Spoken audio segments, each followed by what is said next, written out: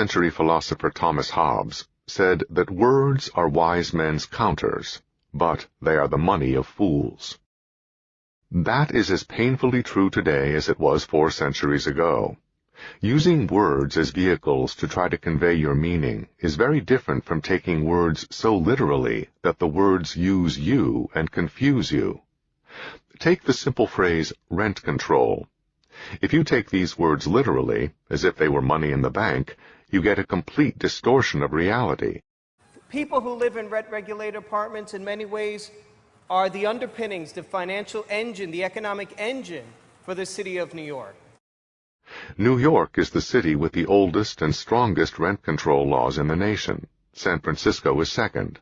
But if you look at cities with the highest average rents, New York is first and San Francisco is second. Obviously, rent control laws do not control rent. If you check out the facts instead of relying on words, you will discover that gun control laws do not control guns, the government's stimulus spending does not stimulate the economy, and that many compassionate policies inflict cruel results, such as the destruction of the black family. Do you know how many millions of people died in the war to make the world safe for democracy? A war that led to autocratic dynasties being replaced by totalitarian dictatorships that slaughtered far more of their own people than the dynasties had? Warm, fuzzy words and phrases have an enormous advantage in politics. None has had such a long run of political success as social justice. In a socially just, as opposed to a legally just. The idea cannot be refuted because it has no specific meaning. Fighting it would be like trying to punch the fog. No wonder social justice has been such a political success for more than a century, and counting. While the term has no defined meaning, it has emotionally powerful connotations. There is a strong sense that it is simply not right, that it is unjust, that some people are so much better off than others.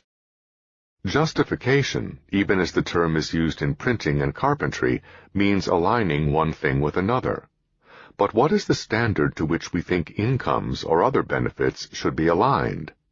Is the person who has spent years in school goofing off, acting up, or fighting, squandering the tens of thousands of dollars that the taxpayers have spent on his education, supposed to end up with his income aligned with that of the person who spent those same years studying to acquire knowledge and skills that would later be valuable to himself and to society at large?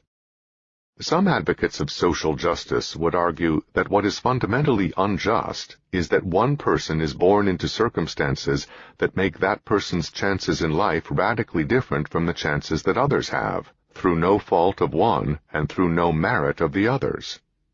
Maybe the person who wasted educational opportunities and developed self-destructive behavior would have turned out differently if born into a different home or a different community.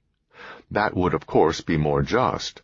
But now we are no longer talking about social justice, unless we believe that it is all society's fault that different families and communities have different values and priorities, and that society can solve that problem.